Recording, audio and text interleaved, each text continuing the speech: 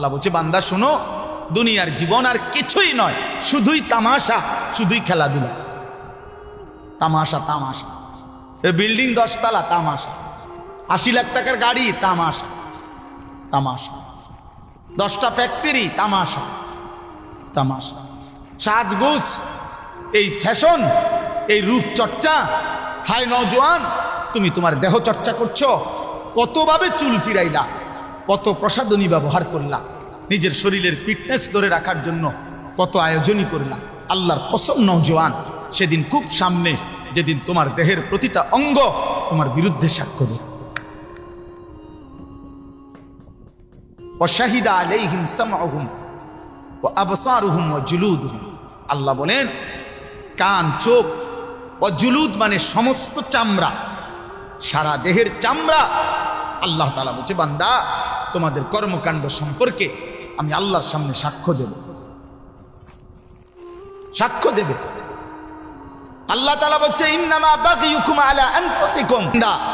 তোমরা যে প্রতিনিয়ত আমার রাস্তা ছেড়ে উল্টো পথে চলছো, বাগিয়ুন, সীমা লঙ্ঘন করছো আমার হুকুমের সাথে, তো মনে রেখো এটা প্রত্যেকটাই তোমাদের উপরেই বর্তাবে, আমার উপরে। আমার আসমান ছোট হবে না, আমার জমিন ছোট হবে না, আমার সূর্য বন্ধ হবে না, আমার চাঁদ ছোট হবে না। তোমরা সবাই নাফরমানি করলেও আসমান ছোট হয় না, আমার জমিন সংকুচিত হবে না। এটা তোমার বিরুদ্ধেই যাবে। আলা আনফুসিকুম, তোমাদের বিরুদ্ধে।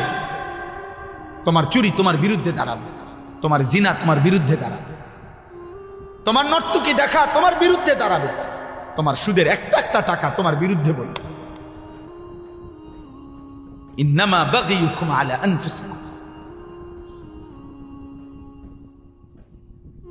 আল্লাহ তাআলা বলছে কুল তামাত্তা বিকুফরিকা কালিলা। বান্দা, তুমি তোমার নাফরমানি নিয়ে অল্প কয়টা দিন দুনিয়া ভোগ করো, আমি তোমারে বুঝাবো, আমি তোমারে বুঝাবো। অল্প, কালিলা। দুনিয়াকে আল্লাহ তুচ্ছ করে দিয়েছে। কুল মা ইনদাল্লাহি খায়রুম মিনাল লাহবি ওয়া মিনাত তিজারা। একটা উদাহরণ শুধু শুনে, সাহাবায়ে কেরাম জুমার নামাজের দিন রাসূলুল্লাহ সাল্লাল্লাহু আলাইহি সাল্লামের প্রথম জামানায় জুমার নামাজের পরে খুতবা হইতো। এখন জুমার খুতবা হয় কখন? কথা বলেন না। ঈদের নামাজের খুতবা হয় কখন? আগে জুমার খুতবাও এরকম পরে হইত।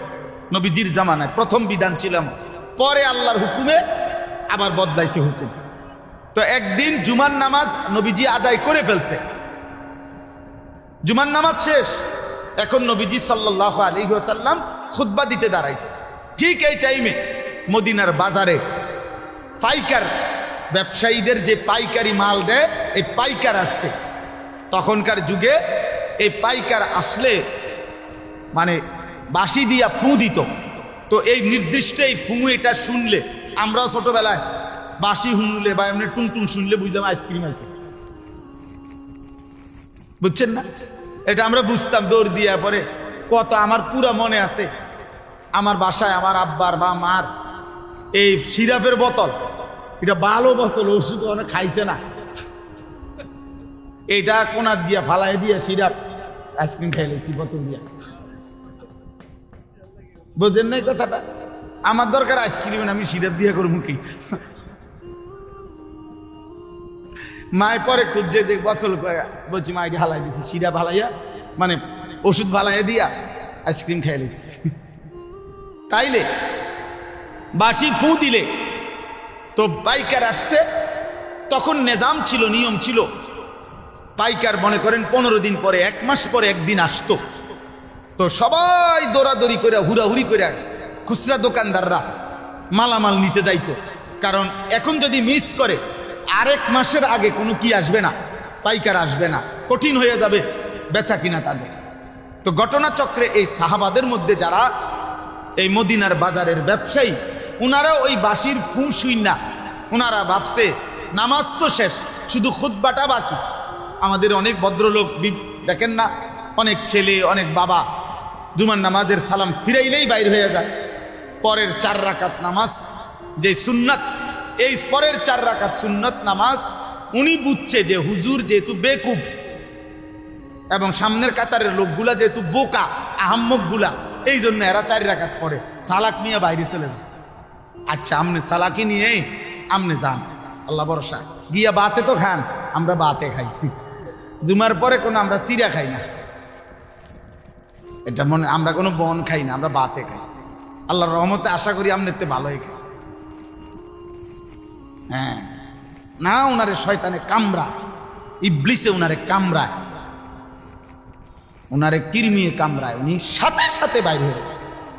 বোকা মানুষ বেটা, কি বুঝাইতে চাইছেন? ইমাম সাহেব বেওকুফ, ইমাম সাহেবের বাপের কান থেকে 4 রাকাত নামাজ আনছে, এটা যদি কোনো কোরআন সুন্নাহ অনুমোদিত না হয়, এটা রাসূলুল্লাহ সাল্লাল্লাহু আলাইহি সাল্লাম সাহাবায়ে কেরাম যদি না পড়তেন, তো এটা ইমাম সাহেব বছরের পর বছর একটি ভুল বেহুদা জিনিস পড়ে, এটা তা আপনার বিবেকে ধরে না? এটা আপনি বের হবেন কেন?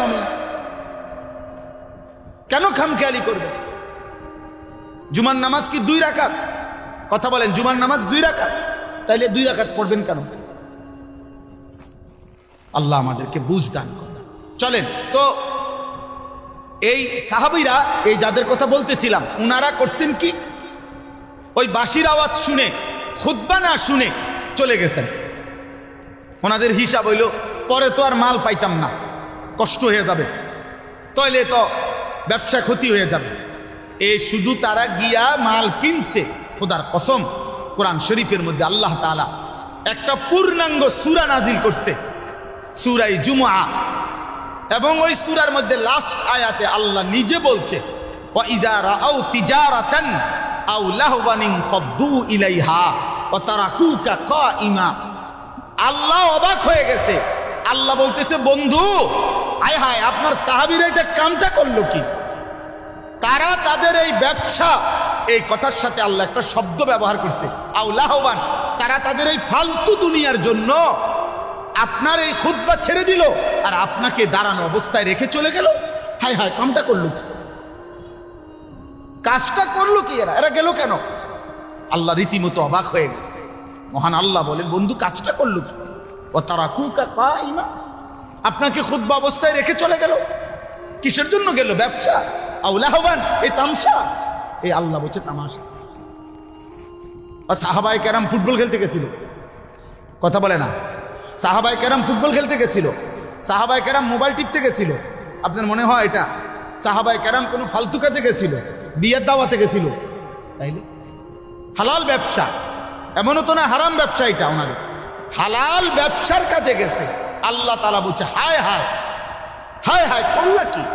খুতবা ছেড়ে দিয়ে, রসুলের জবান থেকে খুতবা শোনা বন্ধ করে দিয়ে তোমরা তোমাদের এই তামাশায় চলে গেলা, তোমাদের ব্যবসা করতে চলে গেলা। এবার আল্লাহ বলেন, কুল, হে নবী আপনি বলে দেন ওদেরকে, মা ইনদাল্লাহ খায়রুম মিনাল লাহবি ওয়া মিনাত তিজারা।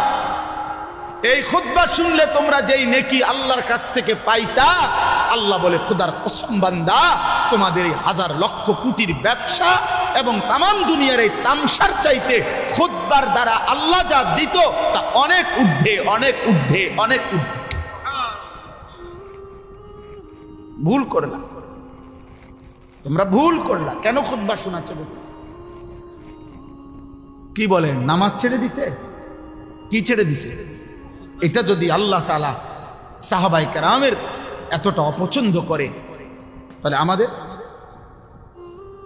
365 দিন, খোদার 1 বছরে, বলো না যুবক, আজ কত দিন হয়? 365 দিনের 1 বছরে কোনো দিন ফজরের নামাজ পড়তে পারলা না। আয় দুর্ভাগা, বদনসিব। এমন মুসলমান কেমনে হইল? এমন মুসলমান কেমনে হইল? এমন নাফরমান কেমনে হইলি বাপ? 365 দিনে, খোদার 1 বছরে একদিনও মনে পড়ে না? ভোরের আলো তোমারে কোনোদিন দেখবে না, সুবহে সাদিক তোমাকে কোনোদিন দেখবে না, ভোরের মুয়াজ্জিন তোমাকে কোনোদিন দেখবে না। আহ আহ 5 ওয়াক্ত নামাজ দিনের পর দিন যাদের ছুটে যায়, কি কারণে ছুটে যায়? বলেন না আব্বা, কি কারণে ছুটে যায়? কি কারণে ছুটে যায়? কি দোকানদারি করে লাইছেন এক একজন, কি দুনিয়া উল্টাইছে জানি না। আপনাকে কার ঘরে কি আছে মিয়া? সোফা এক সেটের বেশি তো বেশিরভাগ ঘরে 2 সেট সোফা নাই। এটা তো আমার ঘরেও আছে মিয়া। কি বেশি কামাই করে ফেলছেন দুনিয়া মে? হ্যাঁ, এক সেট সোফা, একটা ডাইনিং টেবিল, 6টা চেয়ার, 2টা খাট, 2টা আলমারি, বাথরুম 2টা, বদনা, বালতি, জগ, মগ, কাঁচের প্লেট, নুনের বাড়ি, আর কি ফার্নিচার এগুলো? এটুকু ফালতু জিনিসের জন্য এত মিথ্যা বললেন, এত টাকা সুদ খান, 30 বছর ধরে সুদের চাকরি করেন, 30 বছর ধরে অবৈধ উপার্জন করেন। আরে হারামখোর, তোর লোভ কোনোদিন শেষ হবে না, খোদার কসম তোর অভাবও কোনোদিন শেষ হবে না। এই কিস্তি চলতে চলতে, সুদ চলতে চলতে, লোন চলতে চলতে কবরে চলে যাইবা, আর আখিরাতে জাহান্নাম ছাড়া আর কিছুই মিলবে না বেটা। কেউ মাতবরি করেন না, আমিও না, আপনিও না। কোন নাফরমান, কোন পাপী, কোন বেনামাজি, কোন চরিত্রহীন যুবক, নারী দেখো, ছবি দেখো, উলঙ্গ দৃশ্য দেখো, জিনা যে বিচারের দৃশ্য দেখো, হারাম ছবিতে পড়ে থাকো, মোবাইলের উশৃঙ্খলার উলঙ্গতায় পড়ে থাকো, যুবক নিজেকে চালাক মনে করিস না বাপ। তুই এই সমাজের দুশ্মন, তুই এই জাতির কলঙ্ক। চরিত্রহীন যুবক, তুমি মায়ের অপমান, তুমি বাবার লজ্জা, তুমি ইসলামের অপমান, তুমি আল্লাহর নাফরমান, তুমি রসুলের দুশ্মন। পৃথিবী তোমারে মনে রাখবে না। এ ভাতে খাইতে পারবা, দুনিয়াই ভোগ করবা, বেডি সেবার, নারী সেবা, শরীর নাপাক করবা, নষ্ট করবা, অবৈধ বীর্যপাত হবে, হারাম বীর্যপাত, খালাস, আর কিছু হবে না। দুনিয়া মনে রাখবে না বাপ।